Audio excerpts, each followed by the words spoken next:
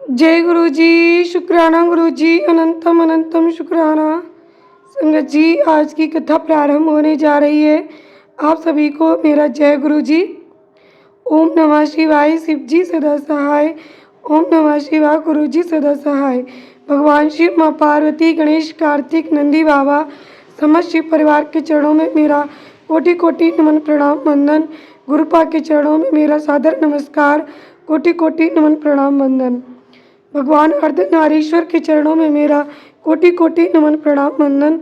भगवान हरि अर्धनारीश्वर की कृपा आप सभी संगत परिवार पर सदैव बनी रहे। संगत जी, आज का अध्याय बहुत ही खास है, बहुत ही महत्वपूर्ण है।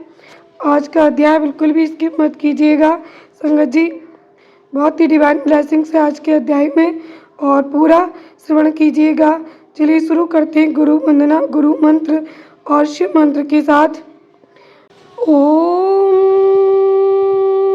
कर्पूरगौरं करुणावतारं संसारसारं भुजगेन्द्रहारं सदा वसन्तं हृदयारविन्दे भवं भवानी सहितं नमामि। भवं भवानी सहितं नमामि नमामि।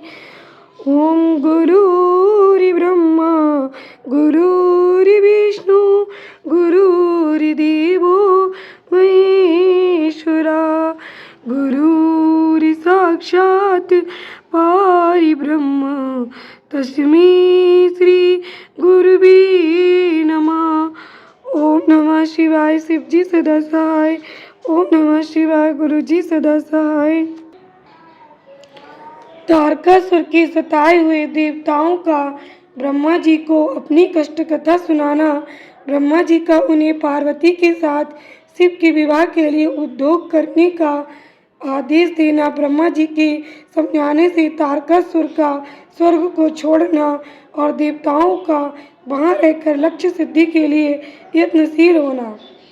सूत जी कहते हैं, तदनंतर नारद जी के पूछने पर पार्वती के विवाह की विस्तृत प्रसंग को उपस्थित करते हुए ब्रह्मा जी ने तारकासुर की उत्पत्ति, उसके उग्र तप, मनोवांछित वर प्राप्ति तथा देवता और असुर सबको जीतकर स्वयं इंद्र पद पर प्रतिष्ठित हो जाने की कथा सुनाई। तत्पश्चात ब्रह्मा जी ने कहा, तारकासुर तीनों लोकों को अपने वश में करके जब स्वयं इंद्र हो गया, तब उसके समान दूसरा कोई शासक नहीं रह गया। वह जितेंद्रिय असुर त्रिभुवन का एकमात्र स्वामी होकर अद्भुत ढंग से राज्य का संचालन करने लगा।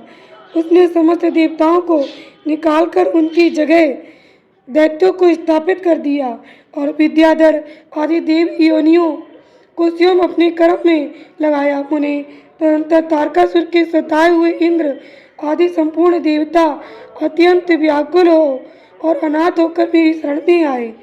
उन सब ने मुझ प्रजापति को प्रणाम करके बड़ी भक्ति से मेरा स्तवन किया और अपने दारुण दुख की बातें बताकर कहा, प्रभु आप ही हमारी गति हैं, आप ही हमें कर्तव्य का उपदेश देने वाले हैं और आप ही हमारे दाता एवं उद्धारक हैं। हम सब देवता तारकासुर नामक अग्नि में जलकर अत्यंत व्याकुल हो रहे हैं। जैसे सन्निपात रोग में प्रबल औषधि भी निर्बल हो जाती हैं, उसी प्रकार इस असुर ने हमारे सभी क्रूर उपायों को बलहीन बना दिया है।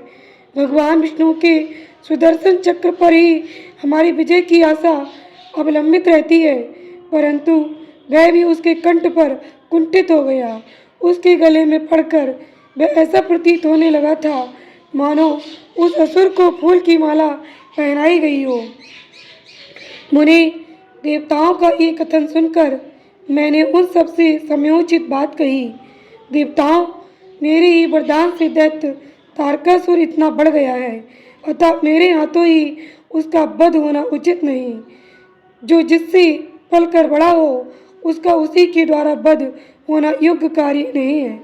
विष के वृक्ष को भी यदि स्वयं सींच कर बड़ा किया गया हो तो उसे स्वयं काटना अनुचित माना गया है। तुम लोगों का सारा कार्य करने के योग्य भगवान शंकर हैं, किंतु वे तुम्हारे कहने पर भी स्वयं उस असुर का सामना नहीं कर सकते। तारक दैत्य स्वयं अपने पाप से नष्ट होगा। मैं जैसा उपदेश करता हूँ तुम वैसा कार्य करो। मेरे वर्ग के प्रभाव से न मैं तारकासुर का वध कर सकता हूँ, न भगवान विष्णु कर सकते हैं, और न भगवान शंकर ही उसका वध कर सकते हैं। दूसरा कोई वीर पुरुष अथवा सारे देवता मिलकर भी उसे नहीं मार सकते। ये मैं सत्य कहता हूँ। देवताओं, यदि शिव जी के वीर से कोई पुत्र उत्पन्न हो तो वही तारक दैत्य का वध कर सकता है, दूसरा नहीं। सुरश्रेष्ठ गण, इसके लिए जो उपाय मैं बताता हूँ उसे करो। महादेव जी की कृपा से वह उपाय अवश्य सिद्ध होगा। पूर्व काल में जिस दक्ष कन्या सती ने दक्ष के यज्ञ में अपने शरीर को त्याग दिया था, वही इस समय हिमालय पत्नी मेनका के गर्भ से उत्पन्न हुई है। ये बात तुम्हें भी विदित ही है। महादेव जी उस कन्या का पाणिग्रहण अवश्य करेंगे। तथापि देवताओं, तुम स्वयं में इसके लिए प्रयत्न करो। तुम अपने यत्न से ऐसा उद्योग करो जिससे मेनका कुमारी पार्वती में भगवान शंकर अपने वीर का आदान कर सके। भगवान शंकर उद्रवरेता हैं, उनका वीर ऊपर की ओर उठा हुआ है। उनके वीर को प्रस्खलित करने में केवल पार्वती ही समर्थ है, दूसरी कोई अबला अपनी शक्ति से ऐसा नहीं कर सकती। गिरिराज की पुत्री वे पार्वती इस समय युवावस्था में प्रवेश कर चुकी हैं और हिमालय पर तपस्या में लगे हुए महादेव जी की प्रतिदिन सेवा करती हैं। अपने पिता हिमान के कहने से काली शिवा अपनी दो सखियों के साथ ध्यान परायण परमेश्वर शिव की साग्रह सेवा करती हैं। तीनों लोकों में सबसे अधिक सुंदरी पार्वती शिव के सामने रहकर प्रतिदिन उनकी पूजा करती हैं।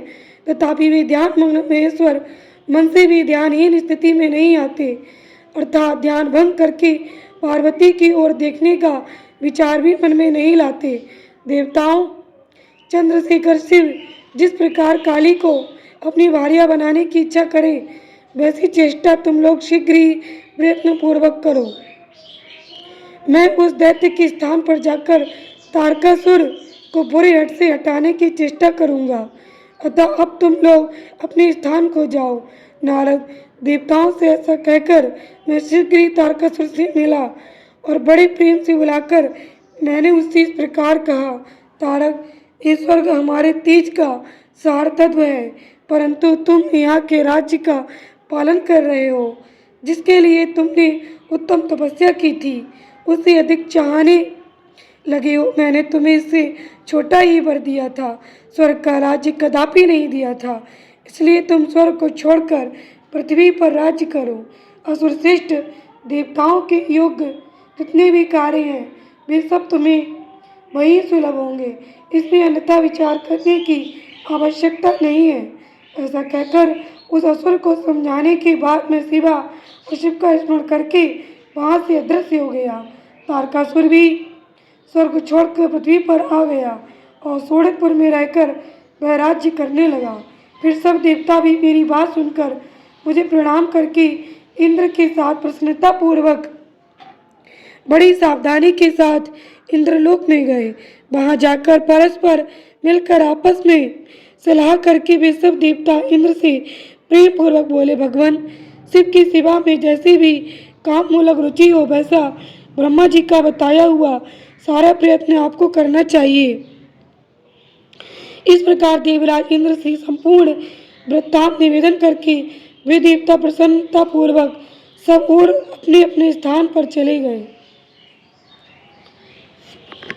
जय गुरु जी, शुक्राना गुरु जी, अनंतम अनंतम शुक्राना। ओम नमः शिवाय, शिव जी सदा सहाय। ओम नमः शिवाय, गुरु जी सदा सहाय। संगत जी, आज का हमारा ये अध्याय यहीं पर संपूर्ण हुआ। अगले अध्याय का जल्दी आप सबको श्रवण कराएंगे। संगत जी, तब तक के लिए मैं गुरुपा से अरदास करती हूँ, समस्त संगत परिवार सदा स्वस्थ सुखी समृद्ध रहे और गुरुपा की डिवाइन ब्लेसिंग्स सभी संगत परिवार पर बरसती रहे। सभी संगत परिवार के घर गुरुपा की अमृत वर्षा हो, जल वर्षा हो और गुरुपा की सेहत वर्षा हो। जय गुरु जी, शुक्राना गुरु जी, अनंतम अनंतम शुक्राना। ओम नमः शिवाय, शिव जी सदा सहाय। ओम नमः शिवाय, गुरु जी सदा सहाय। जय गुरु जी, शुक्राना गुरु जी।